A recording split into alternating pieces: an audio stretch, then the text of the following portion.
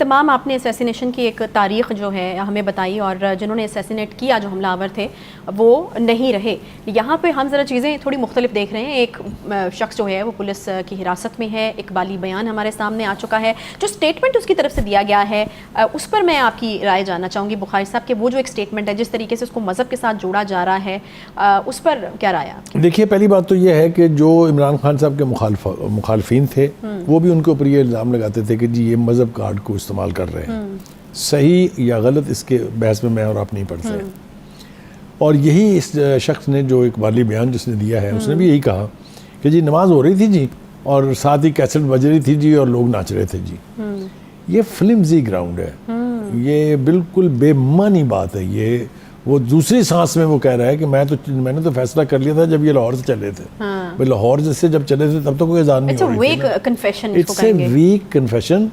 और मैं आपको बताऊं, इसके ऊपर सवालिया निशान ठीक उठ रहे हैं। एक तो पीटीआई की क्यादत उठा रही है, लेकिन जो हम बैठ के जो प्रोग्राम से पहले डिस्कस कर रहे थे कि भाई ये इतनी जो सूरत के साथ ये कन्फेशन कर लिया गया है और उसकी वीडियो भी लोगों ने देख ली है। नहीं तो फिर क्या, फिर तो इसका मतलब है कि ये कोई साजिश है, इसके फिर बहुत सारी परतें जिनको देखिए। अब इसी बात को साबित करने के लिए किसी न किसी जगह से आपको स्टार्ट करना पड़ेगा। आप इमोशनल स्टेटमेंट्स के साथ इसकी इन्वेस्टिगेशन को यकीनी नहीं बना सकते। मेरा ख्याल ये है कि एक JIT बननी चाहिए, जिसका कि मुतालबा किया भी जा रहा है। पंजाब हुकूमत को बनानी चाहिए, पंजाब हुकूमत पर ट्रस्ट करना चाहिए PTI को, इसलिए कि PTI की हुकूमत यहाँ पर है। चीफ मिनिस्टर को सामने आना चाहिए, कॉम्पिटेंट ऑफिसर्स को इंगेज करना चाहिए, JIT के ज़रिए निकालना चाहिए कि इसकी लिंकेज क्या है। हर सानहे के पीछे एक ट्रेल होती है। मैं ये बिल्कुल नहीं कह रहा कि ये वाहद आदमी जिम्मेदार है इसका, ये बिल्कुल बेमानी स्टेटमेंट है, बकवास है। ये बिल्कुल मैं तस्लीम करने के लिए तैयार नहीं हूँ, इसके पीछे कोई ना कोई है। इसलिए पहली बात तो ये कि मैं यही नहीं मानता कि असैसिन सिर्फ एक है।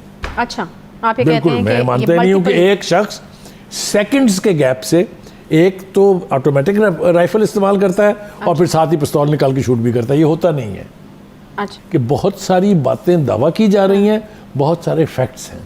अच्छा बुखारी साहब, मेरा ख्याल है अभी भी बहुत सारी जो इन्फॉर्मेशन है वो अभी भी रॉ है, अभी भी बहुत इन्वेस्टिगेट होने की जो है इसके ऊपर ज़रूरत है। एक छोटा सा यहाँ पर हम ब्रेक ले लेते हैं। ब्रेक के बाद जब वापस आएंगे तो यहीं से गुफ्तगू का जो है अब वो आगाज़ करेंगे, क्योंकि इस हवाले से जो है वो काफ़ी कहानियाँ जो हैं, फ़िलहाल इसको कहानियाँ ही कहेंगे क्योंकि वो गर्दिश कर रही हैं। कभी कहा जा रहा है कि पहले क्रैकर चला था, फिर जो है बर्स्ट फायर हुआ, फिर उसके बाद गोली चली, फिर गोली की आवाज़ के हवाले से भी कहा जा रहा है कि वो खान साहब के जो है वो गार्ड ने चलाई, जवाबी जो है वो रिएक्शन था। तो इस तरह की मुख्तलिफ कहानियाँ जो हैं वो चल रही हैं, जिसके हवाले से अभी भी काफ़ी जो तहकीकात हैं वो होना बाकी हैं। यकीनन जो कंसर्न्ड इदारे हैं वो इस पर काम ज़रूर कर रहे होंगे। यहीं से गुफ्तगू का आगाज़ करेंगे। एक ब्रेक के बाद साथ रहिए।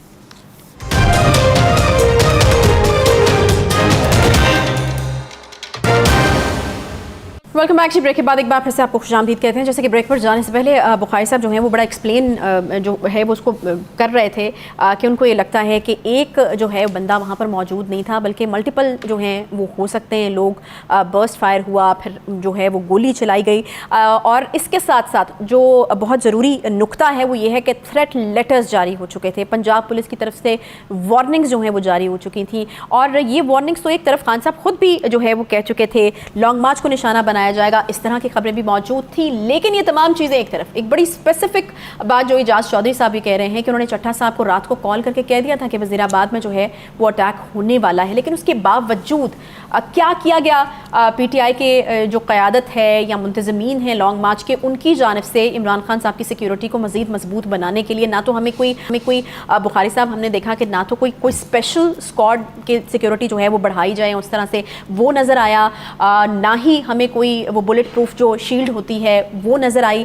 तो क्यों जो है वो अपने तय जो है वो ये इंतजामात नहीं किए गए, क्यों इतना हल्का लिया गया इन थ्रेट्स? हाँ, मेरे ख्याल से ये तो हम कह सकते हैं कि इंतजामात जो हैं वो उस लेवल के नहीं थे जिस लेवल के होने चाहिए।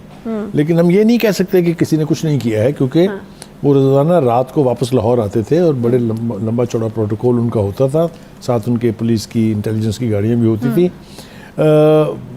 इसके दो पहलू और हैं। एक पहलू तो इसका ये है कि अभी तक किसी PTI के लीडरशिप ने चीफ मिनिस्टर पंजाब से सवाल नहीं पूछा है, IG पंजाब से सवाल नहीं पूछा है, या जो यहाँ प्रोविंशियल इंटेलिजेंस का चीफ है उससे सवाल नहीं पूछा कि भाई आप कहाँ हैं, इतना बड़ा सानिया है और so close to Chaudhry Pervaiz Elahi's house, jurisdiction की बात की जाए तो गुजरात उनकी है। के पास, आप ये देखें, और कोई उनकी तरफ से सवाए सेक्शन के जी उन्होंने वो अमले से फ़ोन शोन ले लिए हैं, but he has to come to the public और बताना चाहिए उनको कि जनाब हमने ये इंतजाम किए थे, यहाँ लैप्स हुआ है, इसकी वजह से ये हुआ है। क्योंकि देखिए वल्नरेबल तो वो जब से मार्च शुरू हुए थे, वो रोज़ सुबह को जाते थे, रोज़ शाम को वापस आते थे। हाँ। तो ये फासला तो काफ़ी है ना, 1.5 घंटा लगता है गुजरांवाले पहुंचने में, और फिर जब इस किस्म का रश हो तो और भी ज़्यादा टाइम लगता है। तो उस वल्नरेबिलिटी को क्यों नहीं कवर किया गया, क्यों उनको बिल्कुल ओपन वल्नरेबल छोड़ दिया गया?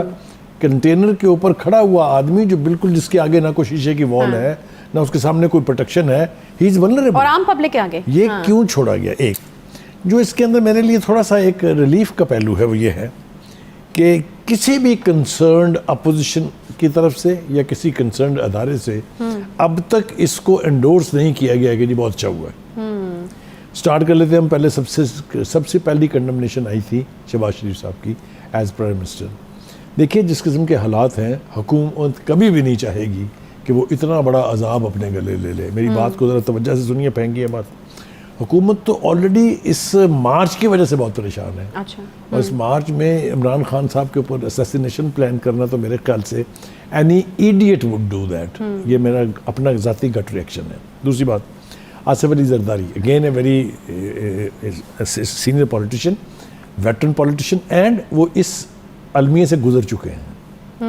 क्योंकि बेनज़ीर का असैसिनेशन हुआ था, उससे पहले कारसाज में, अगर आपको याद हो, when she came back from exile from Dubai, तो कितना बड़ा सानिया, उसकी तरफ से भी इसकी बड़े पुरजोर अल्फाज में मजम्मत की गई है। बट अबव ऑल मरियम और नवाज शरीफ की तरफ से जो ट्वीट्स आए हैं, जो पैगामात आए हैं, वो भी मेरे लिए इसलिए इत्मीनान का बायस हैं कि वो कहते हैं ना कि पंजाबी में कि दुश्मन मरे खुशी ना करिए, सजना भी मर जाना। तो ये एक अच्छी पॉलिटिकल मूव है कि आपके फेलो पॉलिटिशियन के ऊपर, आपके कंटेम्प्रेरी पॉलिटिशियन के ऊपर जब कोई इस किस्म का वाक़या हो तो उसकी मजम्मत करनी चाहिए। लेकिन जो बात मेरे लिए इंतहाई काबिल एतराज़ है वो ये है कि इसी बीच में अभी तो सूरत हाल पूरी तरह से समझ भी नहीं आ रही है लोगों की। तो पीटीआई के वर्कर चढ़ दौड़े हैं राना सनाउल्लाह के घर, इसी तरह से कुछ वर्कर और चढ़ दौड़े हैं पेशावर के अंदर भी। ये तो सैनिटी नहीं है, ये तो सूरत हाल को और गंभीर करने की बात है कि अगर पब्लिक लेवल के ऊपर एनकाउंटर शुरू हो गए। देखिए ना, अगर आप तो किसी के घर पर अटैक करेंगे तो आप ये तो नहीं सोच सकते ना कि आगे से फूल बरसेंगे। रिएक्शन तो इसको हमारी लीडरशिप को चाहिए। मैं तकाजा करूंगा इमरान खान साहब से कि वो अपने वर्कर से कहें कि वो अपने सब्र का दामन हाथ से ना छोड़ें। दो वजह से, एक तो ये ताकि सही असैसिन तक पहुंचना आसान हो, क्योंकि इन्वेस्टिगेशन होगी तभी तो आप पहुंच पाएंगे ना। अगर ये नए अजाब खुल गए, ये नए खाते खुल गए, तो फिर तो कुछ भी नहीं होगा। यानी आपको लगता है कि इस वक्त जरूरत है कि खान साहब की तरफ से एक स्टेटमेंट आए कि इस तरह की कोई चीज नहीं आना चाहिए। वो इल्जाम जिस पर मर्जी लगाए। बड़ी रिस्पॉन्सिबल स्टेटमेंट्स भी हमने बुखारी साहब देखी हैं। फौरन बाद फवाद चौधरी साहब के ट्वीट्स और स्टेटमेंट्स, अब बदला होगा, अब इसका तो बदला होगा। देखिए वो ये मैं इसी तरफ लाना चाह रहा था आपसे, अच्छा है कि आप खुद ही आ गई हैं। अभी पूरी सूरत हाल समझ नहीं आई फवाद चौधरी साहब को कि हुआ क्या है, किसी को भी नहीं आई फ्रैंकली, सिवाय इस खदशे के कि ये हुआ होगा। और आप ये बदलों की बात अगर करने लग गए, मैं बता रहा हूँ आपसे कि अगर आप लोगों को प्रवोक करेंगे तो गली गली खून बहेगा। Is that what you want? किसका फ़ायदा होगा? सियासतदानों का फ़ायदा नहीं होगा। इसलिए इससे कॉन्शियस रहना चाहिए और आप अपने वर्कर्स को ये हदायत करें कि जब तक उनको लीडरशिप की तरफ से कॉल ना आए वो ऑन देयर ओन रिएक्ट ना करें, क्योंकि उससे पब्लिक फ्रे होगा, उससे पब्लिक में खूरेजी होगी। इसको अवॉइड करना जिम्मेदारी है हर जिम्मेदार पॉलिटिशियंस की।